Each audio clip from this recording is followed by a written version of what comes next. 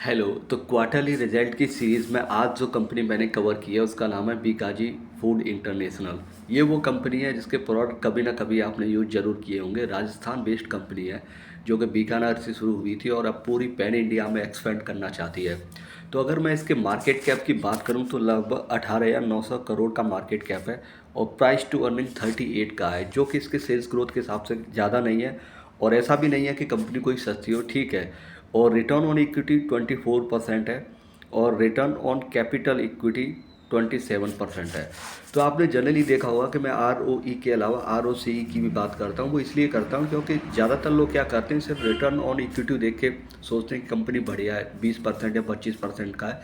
लेकिन return on equity higher होने का मतलब ये नहीं है कि कंपनी अच्छी है, क्योंकि कभी कभार कंपनी जब डेट ज़्यादा ले लेती है तो उसका आर ओ ई वैसे ही बढ़ जाता है। तो उसके साथ साथ हमेशा रिटर्न ऑन कैपिटल इक्विटी ज़रूर देखना चाहिए। तो इस कंपनी के दोनों ही हायर साइड है, यानी कंपनी अच्छा प्रॉफिट अर्न कर रही है।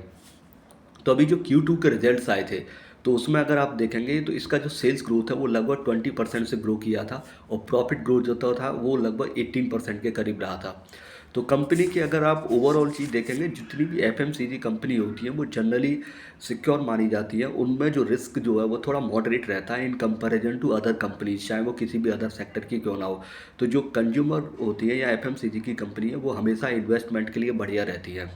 तो अगर देखेंगे आप FMCG में आप देखेंगे तो हिंदुस्तान यूनिलीवर एक ग्रेट ऑर्गेनाइजेशन है। लेकिन होता क्या है कि जब एक कंपनी जिसका मार्केट साइज बड़ा हो जाता है तो उसमें क्या है, उसकी ग्रोथ में उसका मार्केट साइज ही सबसे बड़ा दुश्मन बन जाता है। क्योंकि अगर आप हिंदुस्तान यूनिलीवर की बात करें तो उसकी रीच हर घर में है। आप चाहे डिटर्जेंट में ले लें या आपके किचन में जो भी प्रोडक्ट खाने में यूज होते हैं वहाँ हर घर में वो पहुँच चुकी है। तो उसके लिए ग्रोथ के लिए जो स्कोप है, जो मार्केट है, वो बहुत लिमिटेड हो जाता है। इसीलिए आप देखेंगे कि हिंदुस्तान यूनिलीवर जो है सिंगल डिजिट में ग्रोथ कर रहा है। तो जब एक कंपनी सिंगल डिजिट में ग्रोथ करती है तो आप उससे एक्सपेक्ट नहीं कर सकते कि आपका रिटर्न उसमें डबल डिजिट में आ जाए, क्योंकि कंपनी खुद से ग्रो नहीं कर पा रही है तो रिटर्न कहाँ से डबल डिजिट में होगा। तो हमें हमेशा उस ऑर्गेनाइजेशन को टारगेट करना चाहिए, उस कंपनी को देखना चाहिए जिसका ग्रोथ डबल डिजिट में हो, फास्टर पेस से हो रहा हो, तो उसमें रिटर्न जनरली हमेशा हायर रहता है। तो मैं इसका अगर फंडामेंटल देखूँ तो कंपनी के अंदर कुछ भी फंडामेंटल गलत नहीं है। लेकिन बहुत दुख होता है जब मैं ये देखता हूँ कि देखो 70% के करीब, 75% के करीब प्रमोटर के पास इसकी होल्डिंग है। और आप देखेंगे FIs के पास इसका शेयर लगभग 8% के करीब है, 13% DIs के पास है। Public individual investor like me इसमें सिर्फ 4% है। जब खराब कंपनी होती है तो उसमें ऐसा लगता है कि वही उसे ओन करते हैं, इंडिविजुअल इन्वेस्टर किसी कंपनी को कैसे चला सकते हैं। लेकिन जब एक कंपनी अच्छी होती है, जहाँ पे प्रॉफिटेबिलिटी बढ़िया है, सेल्स ग्रोथ अच्छी है, वहाँ आप देखना हमेशा इंडिविजुअल इन्वेस्टर मिलेगा ही नहीं। तो इस कंपनी में भी यही है, सिर्फ 4% मेरे जैसे इंडिविजुअल इन्वेस्टर इसके अंदर है।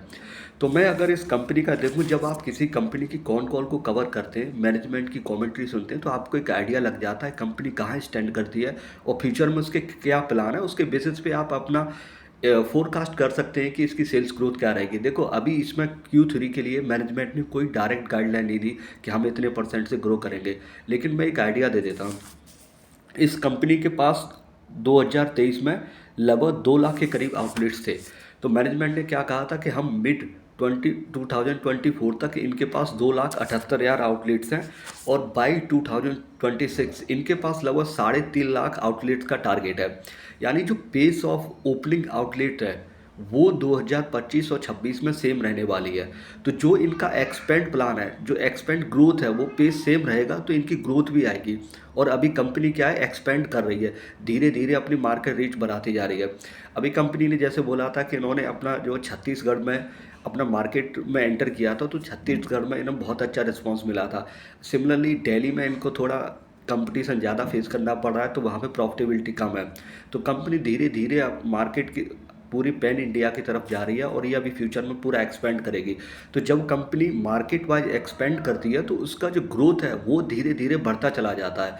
तो अभी इसका अगर आप बैलेंस शीट देखेंगे तो बैलेंस शीट में आपको थोड़ा सा इसका जो एक्सपेंडिचर है वो comparison to the last quarter वो बढ़ा है। तो मैनेजमेंट ने बोला था कि इन्होंने अपने जो एम्प्लॉय को ESOP वगैरह दिए थे उसकी वजह से ही हुआ था। हालांकि जो इनका क्वार्टरली या ईयरली बेसिस पे एम्प्लॉय का एक्सपेंडिचर रहेगा वो 12 से 13% ईयरली बेसिस पे ग्रो करेगा।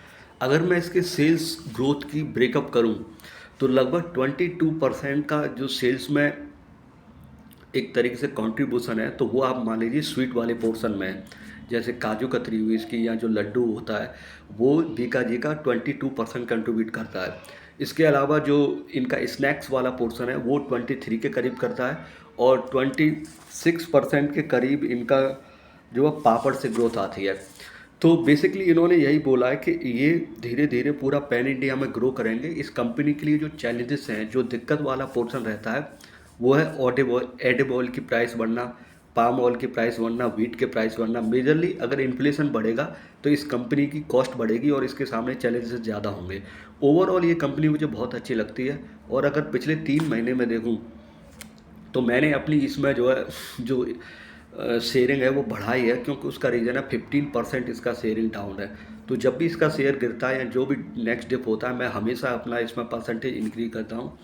मुझे इस कंपनी में कुछ भी ख़राब नहीं लगता, और मैं हमें फ्यूचर में इसको लेके काफ़ी बुलिश हूँ। तो अभी देखने वाली ये बात रहेगी कि फ्यूचर में कैसा रहता है, Q3 का क्या रिजल्ट रहता है, क्योंकि Q3 में जो इसका रिजल्ट आएगा उसके लिए जो मेजर इवेंट है वो दिवाली का रहेगा। दिवाली में जो गिफ्टिंग वाला जो कल्चर है उसमें इन्होंने बताया कि ये काफ़ी सारी इसके स्वीट वाला जो पोर्शन है, नमकीन वगैरह, वो बहुत ज़्यादा गिफ्ट की जाती है, तो उससे इसकी सेल्स ग्रोथ बढ़ेगी। लेकिन Q3 लास्ट ईयर के कंपैरिजन में कितना बढ़ता है वो देखना होगा, क्योंकि मैनेजमेंट ने माना है कि रूरल एरिया में स्लो डाउन है और उसका इम्पैक्ट कहीं ना कहीं इनकी सेल्स ग्रोथ पे पड़ेगा। तो अगर शेयर गिरता है फ्यूचर में, थोड़ा बहुत सेल्स डाउन भी होती है, तो I will increase my percentage of share. So let's see what will happen in the future. I am very bullish about this share. Goodbye, take care, bye, good night, signing off.